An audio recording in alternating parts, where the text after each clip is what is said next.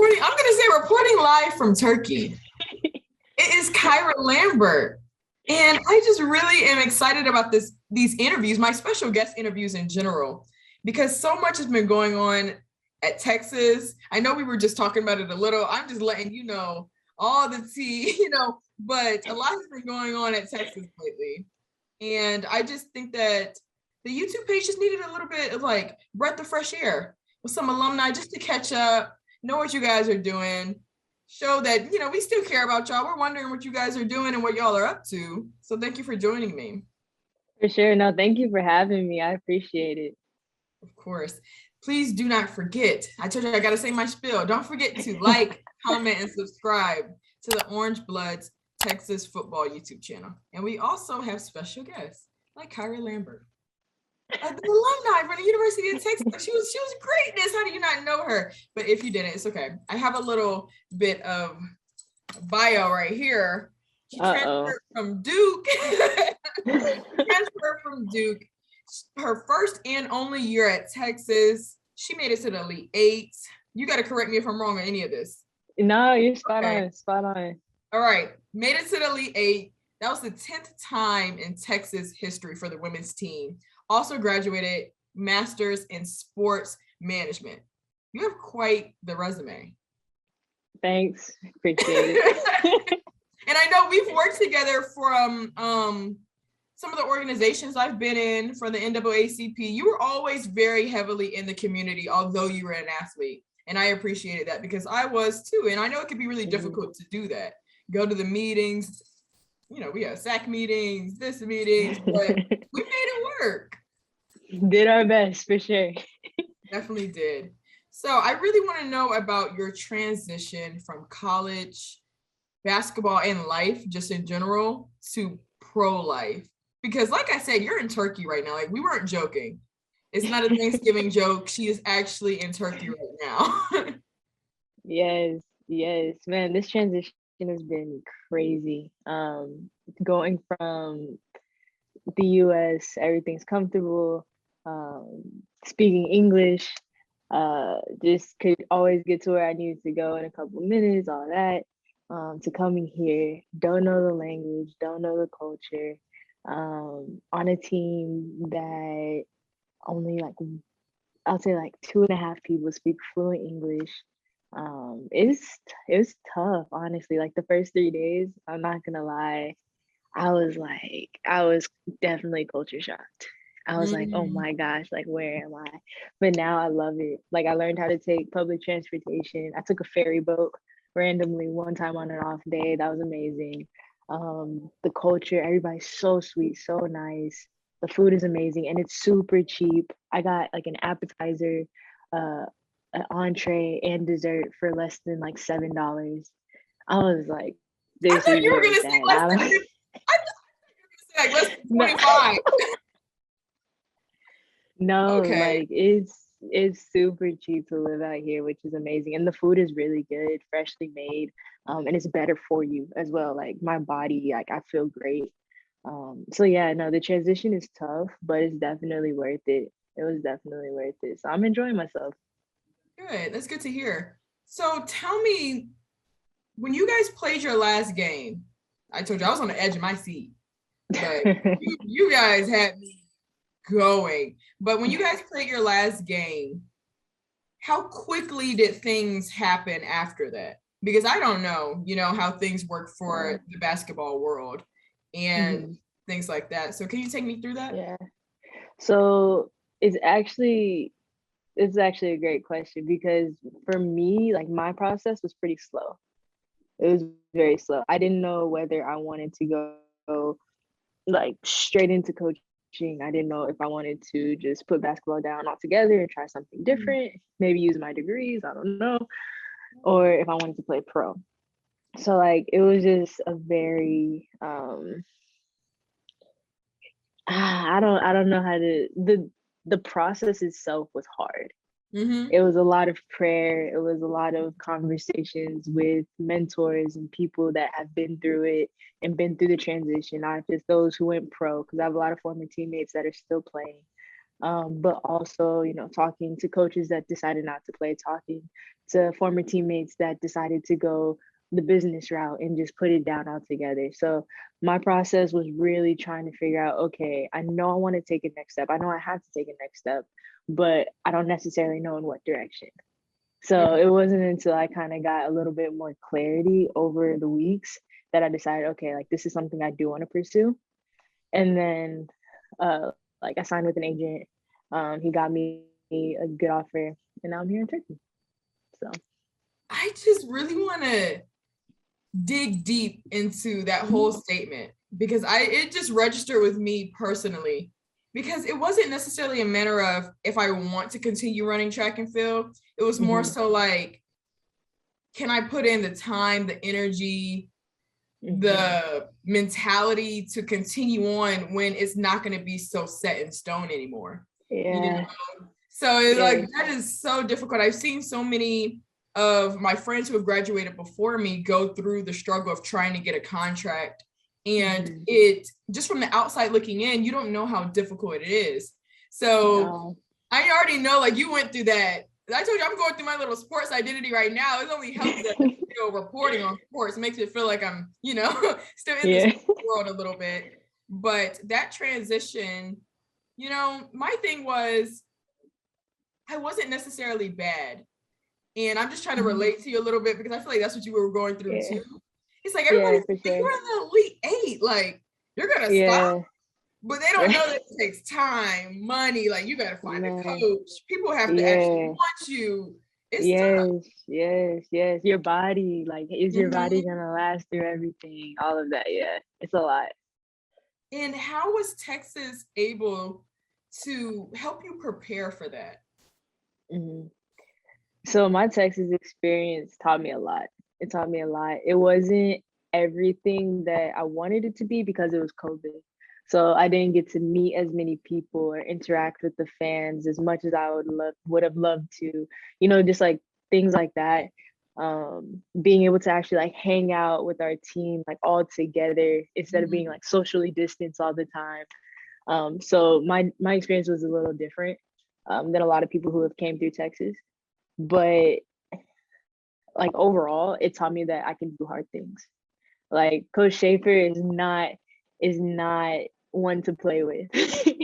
You know what I mean? But he's a great coach to play for because he teaches you that you can do hard things.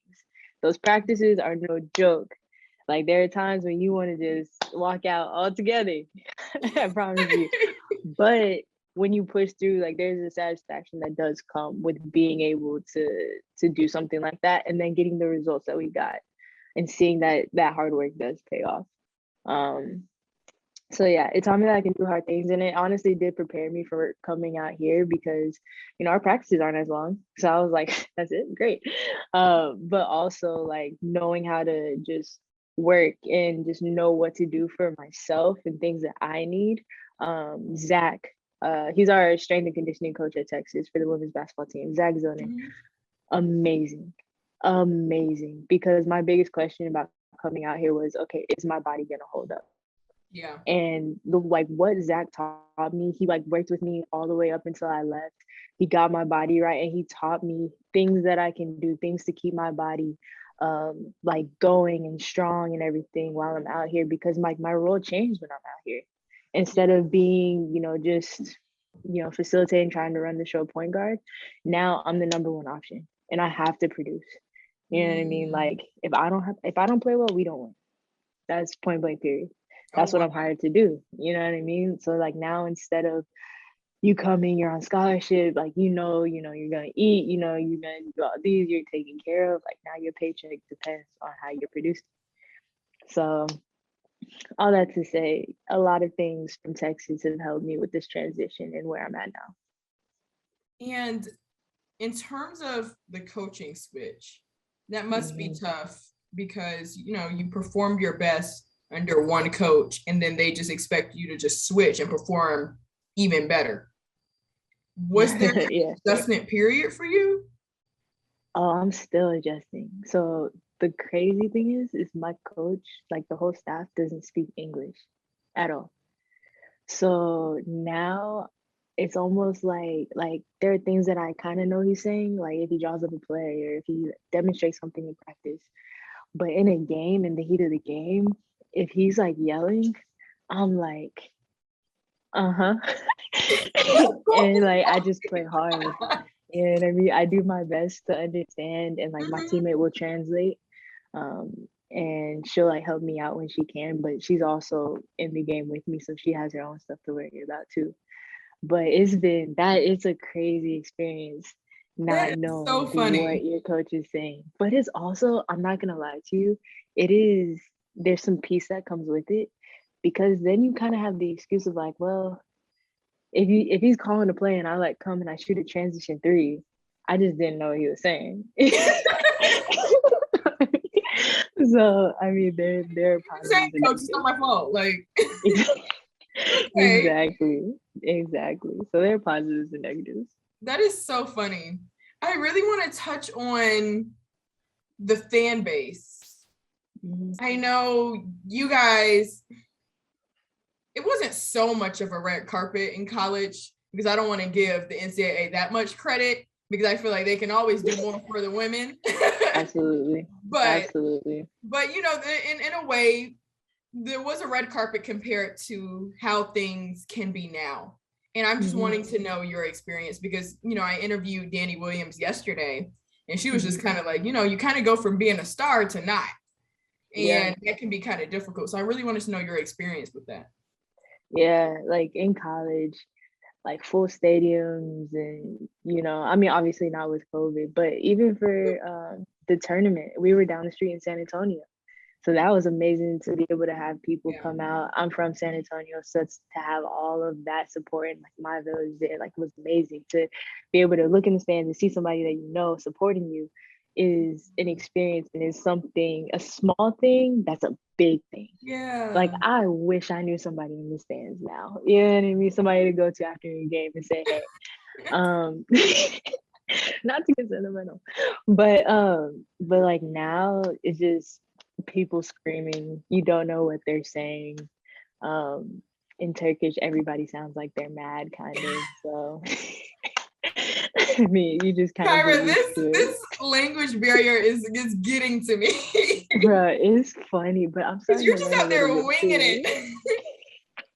I'm starting to learn a little bit. I am starting to learn a little bit, but not too much. So I still kind of have that. I don't really know, but but I'm trying my best. I'm trying my best. But yeah, the fans are cool though. Like they'll like give me high fives and stuff. Because obviously, that's another thing.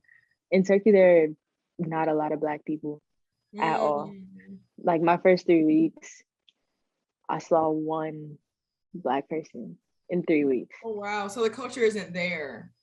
Yeah, no. So like I saw the person, and our looks to each other, like we made eye contact. We're like, what are you doing here? What are you doing here? Oh, so that was an adjustment as well. Okay.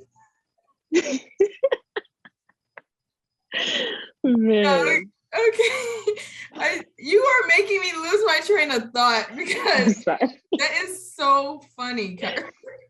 But I'm Man. happy that overall, it seems like you have a really positive outlook on things at the Oh, end of the day. absolutely.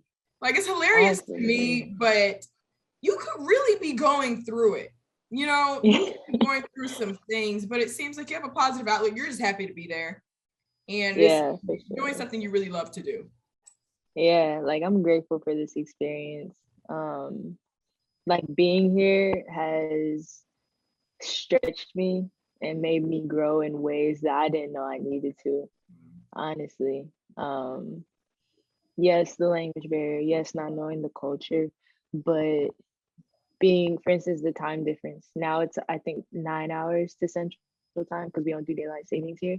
Mm-hmm. Um, and like, so the majority of my day, I'm basically out here, I'm just by myself, like with my thoughts and being able to process my thoughts, understand who I am, doing devotionals, reading the word, just trying to feed myself in positive ways, and make sure that my mentality is Right. right, because it can be hard being out here. It's not easy being out here by yourself, especially if you don't have another American or somebody else on the team.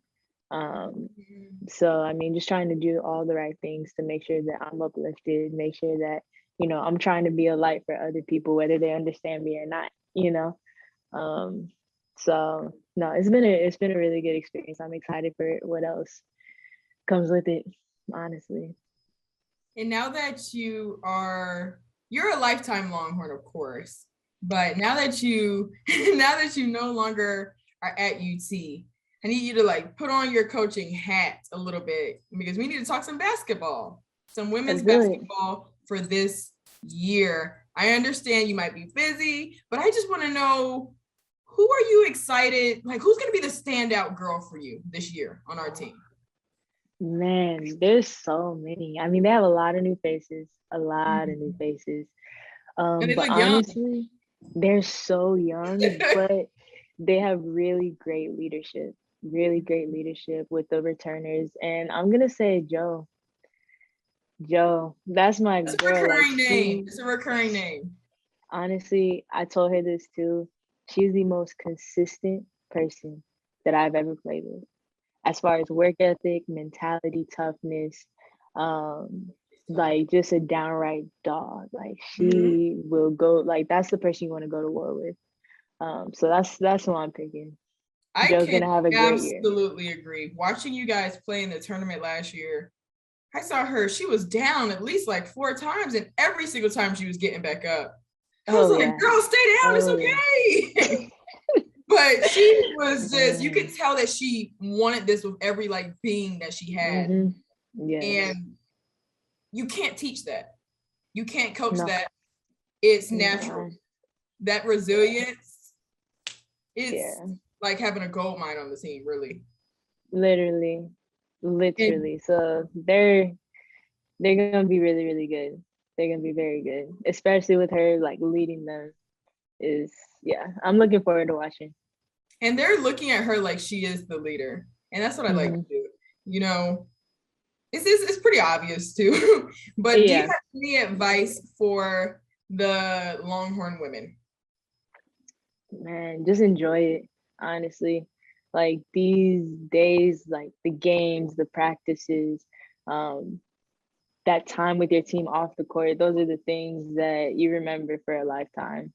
So I would say just embrace the grind, enjoy every moment, like in games and everything, because those are things that you don't get back. They're things that you don't get back. But yeah, no, I'm excited to watch. I'm very excited to watch. Me too. I'm excited to see how the year is going to pan out. Do you think that they will play up to the Texas legacy, the women's Texas legacy? Honestly, so my first reaction is yes.